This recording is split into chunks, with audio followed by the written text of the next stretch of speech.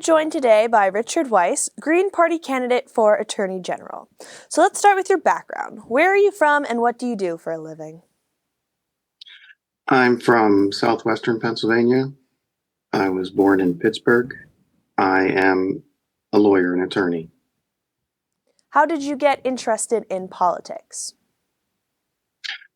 I was not originally very interested in politics, although I did get a bachelor's degree in political science. I studied history and philosophy of politics, not much about modern political parties and politics.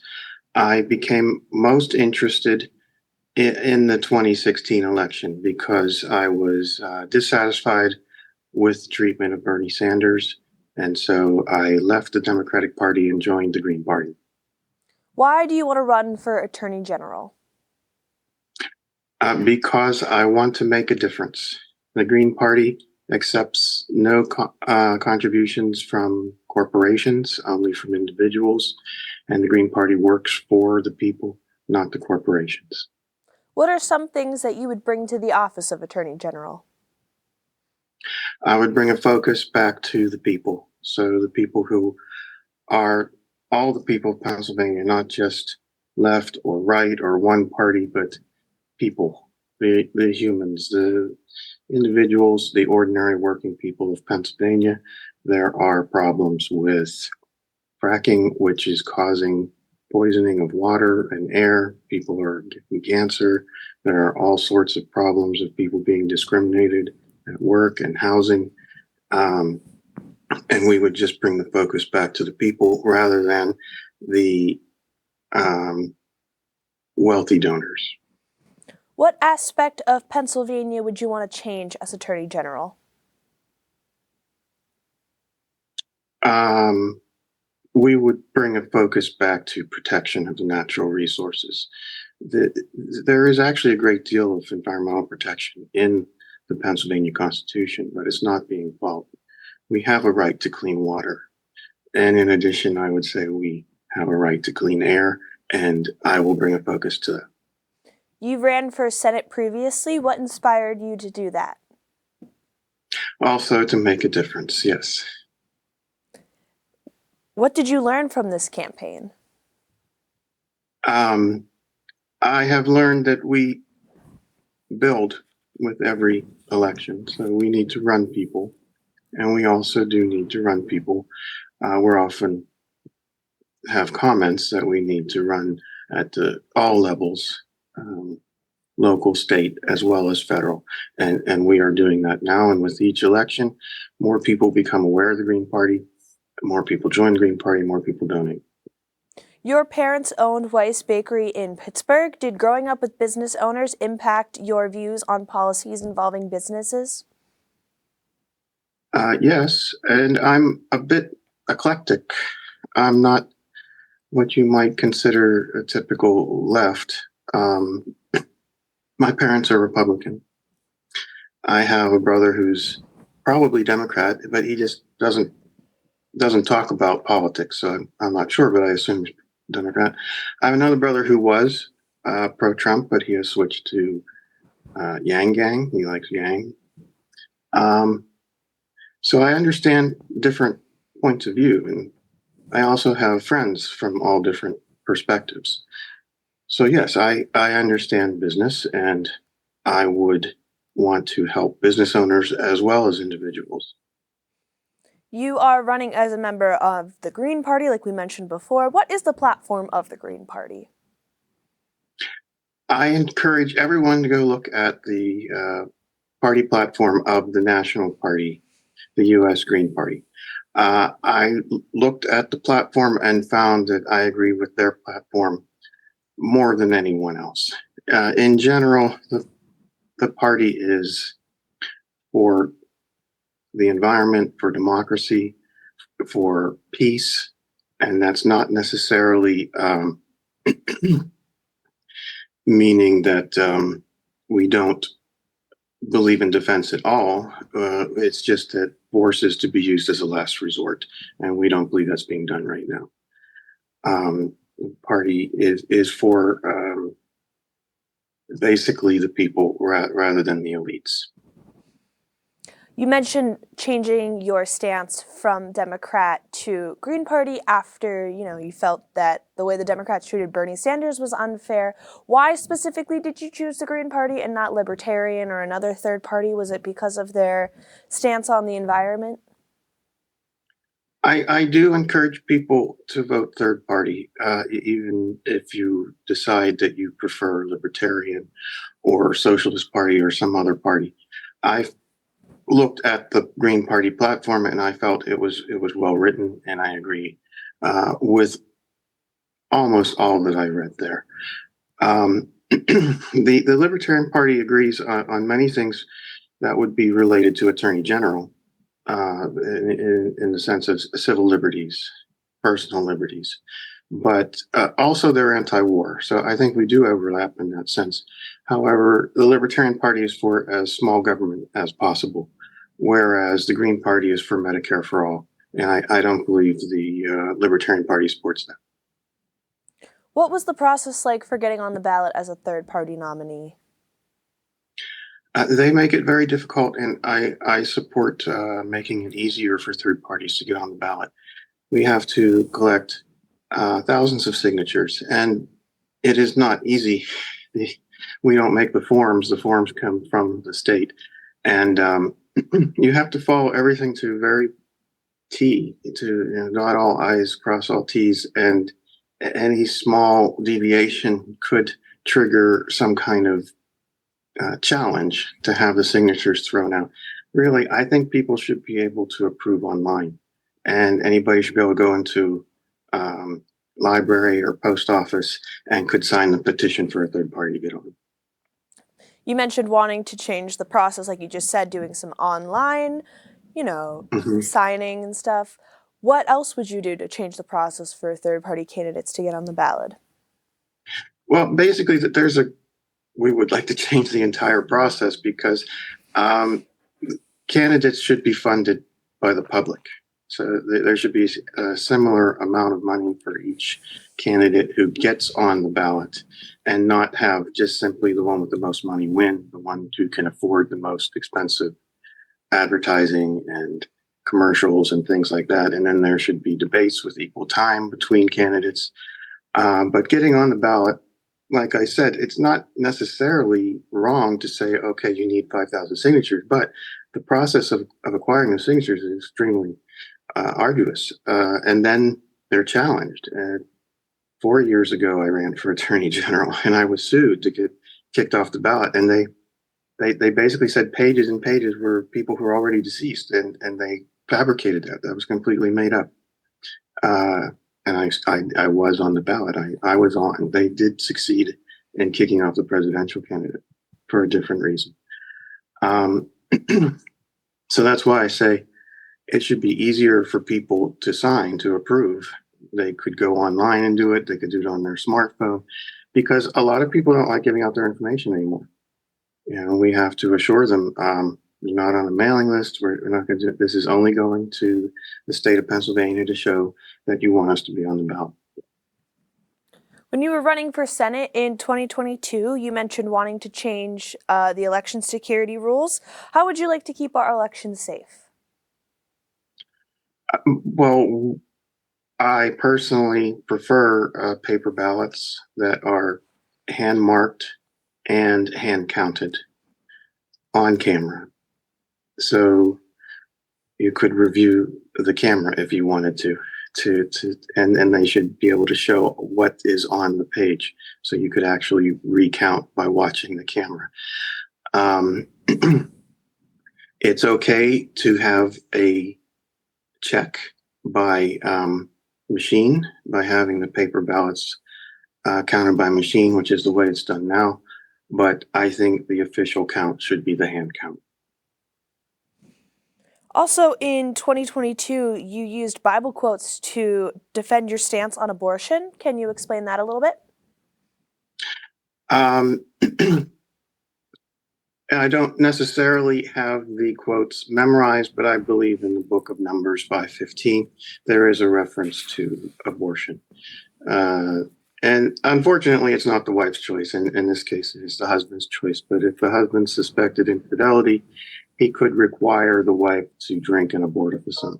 And if the fetus was not aborted, it meant that it was his.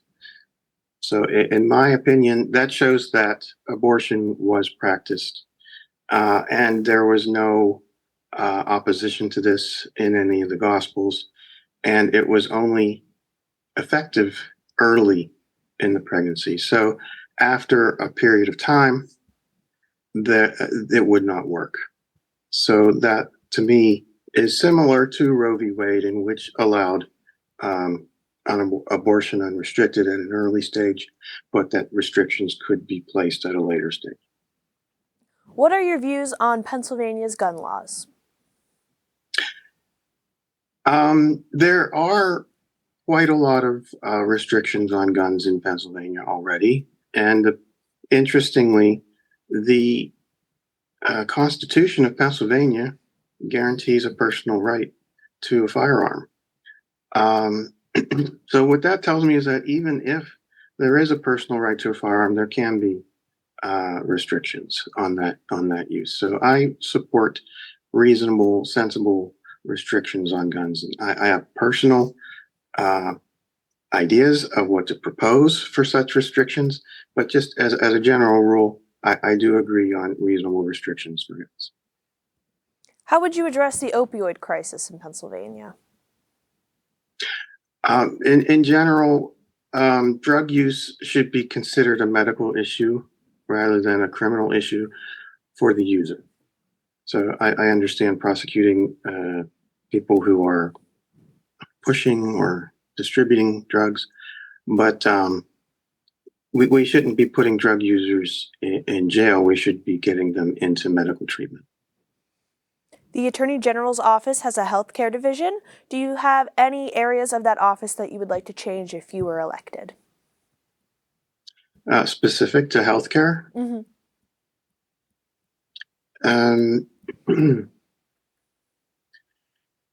as a senator, I would like to fund EMTALA. And EMTALA is the law that requires hospitals to treat you if you are in an emergency situation, and you have to be treated until you're stabilized, regardless of ability to pay. And the Congress has not funded that. So it is a burden on hospitals. It's at their own cost. And I think it could impair their judgment for their care if they're knowing that they're not going to get paid for treatment. They might choose cheaper, less effective treatment. So I that would be as a senator. As a attorney general, I'm open to suggestions. I don't believe that medical debt should be reported to credit agencies if that's an issue. Um, um, as opposed to prosecuting for abortions that are illegal, I would say that the doctor should have suspension of the license and maybe be restricted from doing abortions, but it wouldn't be a prosecution for murder. You've talked a lot in the past about climate change. How would your thoughts on climate change reflect in your role as Attorney General? Well, I believe the evidence is irrefutable that we are experiencing climate change now, and that it is human caused. So, really, ideally, we should be stopping all fossil fuel production as soon as possible. And really, it's happening already. The renewable energy is becoming cheaper now than the fossil fuels. So they're already switching, and it's going to happen very quickly. And I think we should be ahead of the curve rather than behind. What do you believe is the best way for Pennsylvania to limit their impact on climate change? We should stop fracking. Basically, as simple as that. What have been some concerns that you have heard from voters? Well, this goes back to getting on the ballot. when I ask sometimes if someone is registered to vote and they say no, I ask, well, why aren't you registered to vote? They say because they draw the selection of jurors from the voter rolls. I don't think they should do that anymore because it discourages people from registering to vote. You mentioned you were a lawyer earlier. What kind of lawyer are you, if you don't mind me asking? Yes, I'm quite an eclectic lawyer. um, believe it or not, okay, my first job out of law school, I went to work for the federal government. I worked for USAID, that's the Foreign Aid Program, U.S. Agency for International Development. I interned there while I was doing an LLM or a master's degree in international law. So I happened to be there, and I was told that there's no chance of any entry level position at the agency. They only hire very experienced attorneys from big law firms. Well, while I was there, a new office was created, and there was an opening for an entry level attorney, and the head of that office liked me, and they hired me because everyone there already knew me, and I was already there. This was the Office of Ethics, so I was not foreign service. I would have liked to have been foreign service. I was general service, and I was an ethics official. Then I did not stay very long. I had a very comfortable, protected job in the government. And then I followed my soon to be wife, fiance, back to Indonesia, an Indonesian attorney in the same LLM program as I was. And so I quit my very safe job and just went out to Indonesia where I'd never been before. I created my own foreign service job. So we each went to work for different Indonesian law firms. So in Indonesia, my job was foreign investment in Indonesia. So we were advising non-Indonesian companies from all over the world who were investing in Indonesia on various laws with regard to foreign investment in Indonesia. We were also advising on the financing, on the loans to fund projects. It just so happened that in Indonesia, there weren't a lot of lawyers who could do this kind of work at that time, back in the 90s. My wife's employer had started a small firm of her own, and she had worked for a large bank, international bank, Chase, and had worked on financing for projects and then left and opened her own firm. And it is very interesting that in Indonesia, which is a very male dominated society, a lot of lawyers are women. And part of the reason for that is that law was not considered, it wasn't highly regarded in the past. It was considered mainly like a legal secretary, just someone who handled the documents until the foreign investment came in and they wanted people who understood the syndicated loans, these more sophisticated financing, and how to advise on them. And it just so happened all the lawyers were women. And so they learned and they went in and they opened their own firms. So there's a lot of firms owned by women. Well, my wife's employer had a small firm and there was a sole owner and she suddenly fell ill and died. So it just so happened that my wife, although she was the newest, was the most experienced because she had worked at Bank of Tokyo before going to the LLM program in Washington, D.C., where we met. And so she took over a lot of the work. And then some lawyers left, some stayed, some clients left, some stayed. And we opened the firm under our own name. It fell into our laps. So it was very fortunate. And what was unfortunate was we didn't get along. And being in business with your wife is not I have to say, I have to caution about doing that. So we're still very amicable, but we are no longer married. From Indonesia, in 2001, after the attack on New York, I decided that we should come back to the US, at least for a while, maybe permanently. I wasn't sure.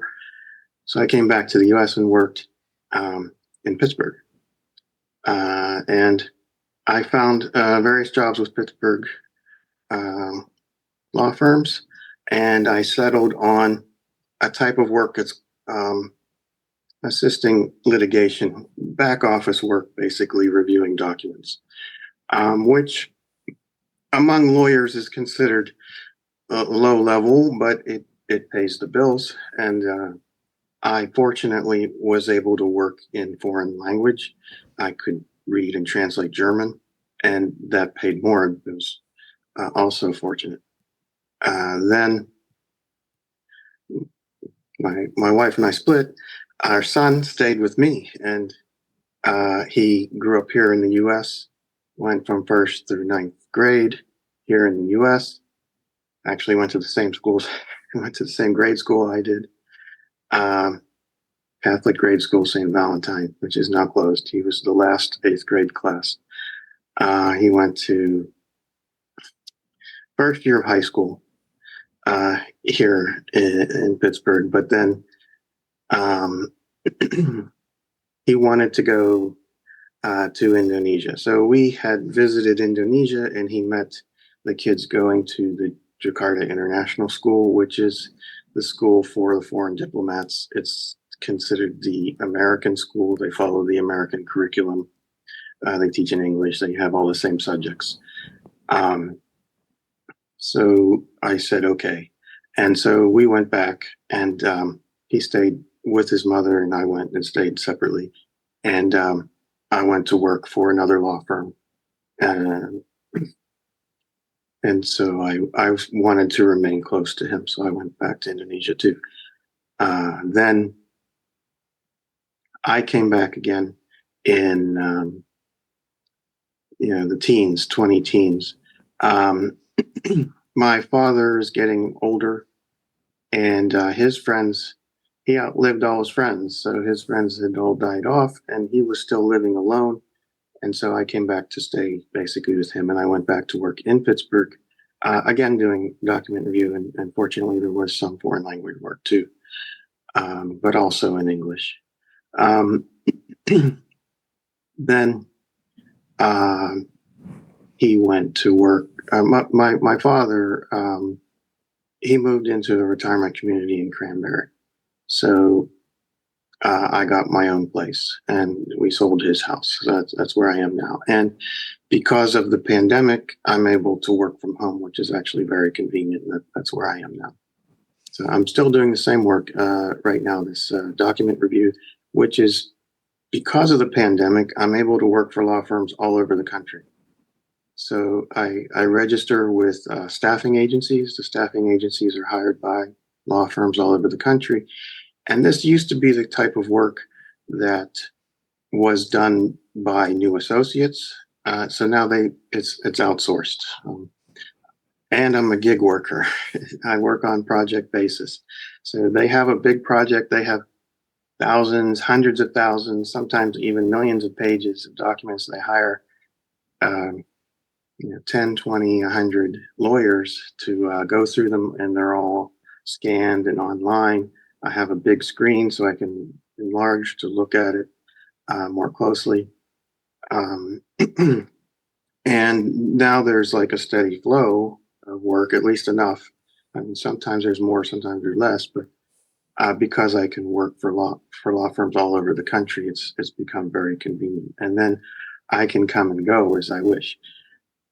I should mention I wanted to go back to Indonesia during the pandemic, and I connected with a girlfriend there that I knew, and I wanted to meet going back to visit. And because of the pandemic, I could not travel, and it turned out she had a very severe case of COVID and was in the hospital for a month. So we were talking together daily for a month, and it was really touch and go. We didn't know whether she was even going to make it. And basically, we got married. So she got out. We became very close. And so I'm remarried now. She has 3 children from a previous marriage. So I have 3 stepchildren now. I have one son from the first marriage. He's an adult now, and he lives in Indonesia. I'm not sure what else to say about my career. I'm still doing the, this contract work for various law firms all over the country. Feel free to take the last minute or two to tell the Pennsylvania voters why they should vote for you. As I said at the beginning, the Green Party works for the people, not the corporations. We do not accept donations from corporations. Please donate at GPOFPA, that stands for greenpartyofpa.org/donate, for as little as $3. And if you become a continuing contributor, you can help get Green Party candidates on the ballot and Green Party policies implemented in government. Richard Weiss, Green Party candidate for Attorney General, thank you for your time. Thank you very much.